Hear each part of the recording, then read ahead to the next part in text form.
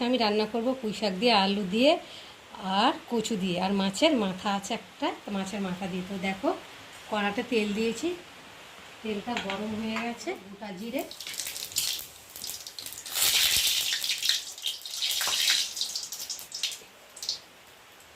জিরাটা একটু লাল লাল মতো হয়ে এসেছে। এখন দিয়ে দেবো কাঁচা পেঁয়াজ।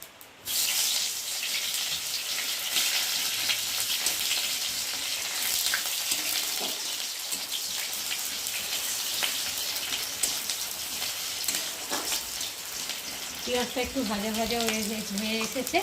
এবার দিয়ে দেবো রসুন বাটা, আদা বাটা আর জিরে বাটা, আর দিয়ে দেবো কটা চেরা কাঁচা লঙ্কা।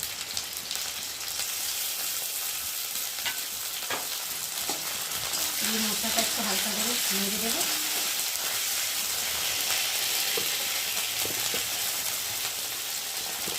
এবার দিয়ে দেবো পরিমাণ মতো নুন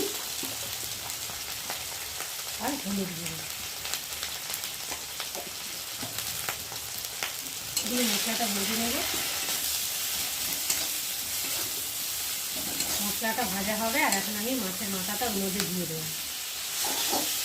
দিয়ে মাছের মাথাটা আমি খুন্তি দিয়ে একটু ঢেকে দেবো।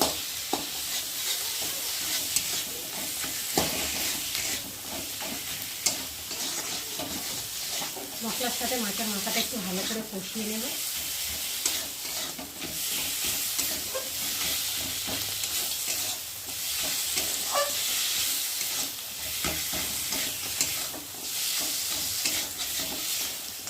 মশলা কষানো হয়ে এসেছে আর এখন আমি কেটে রাখা কচু আলু আর পুঁই শাকটা দিয়ে একটু মশলার সাথে কষিয়ে নেব।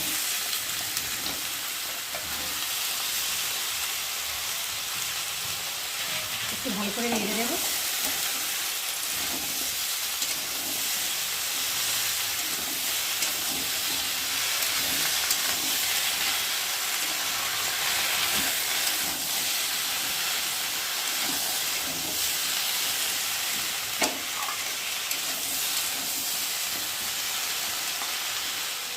পরে আবার ফিরে এলাম, তো দেখো কতটা হেজে গেছে। আর এবার নাড়তে সুবিধা হবে, তখন নাড়া যাচ্ছিল না। তো চলো এখন ভালো করে নেড়ে দিই।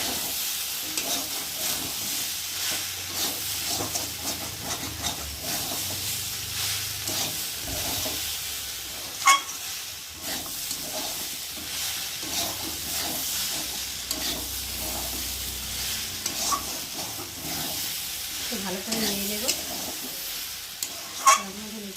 কচু তো এমনিতে লেগে যায়, আর যদি একটু নুন দেওয়া হতো তাহলে আবার সেটা লাগবে না।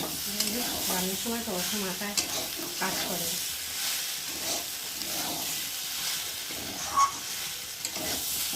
ওটা একটু ভালো করে কষিয়ে নিয়েছি আর এখন আমি পরিমাণ মতো জল দেবো।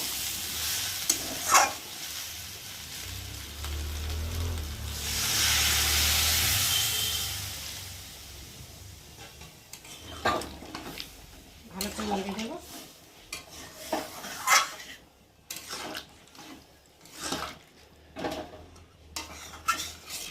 আমার পুঁই শাক চচ্চড়ি রেডি হয়ে গেছে। আর কেমন হয়েছে তোমরা কিন্তু অবশ্যই কমেন্টে জানিও। আর না আমার আগে আমি একটু স্বাদ মতো চিনি দিয়ে দেবো। চিনি দিয়ে একটু ভালো করে নেড়ে নেব। বন্ধুরা আজকে আমার পুঁই শাক চচ্চড়ি রেসিপি কেমন লাগলো তোমরা কিন্তু অবশ্যই কমেন্ট করবে। আর ভালো লাগলে লাইক কমেন্ট শেয়ার করো। আর আমার চ্যানেলে যদি নতুন হয় তাহলে চ্যানেলটাকে সাবস্ক্রাইব করো। চলো তোমাদের সঙ্গে আবার দেখা হবে পরের ব্লগে। ততক্ষণ তোমরা তোমাদের খেয়াল রাখো। তোমরা আমার চ্যানেলটাকে সাবস্ক্রাইব করতে থাকো আর আমি এটাকে ভালো থাকো।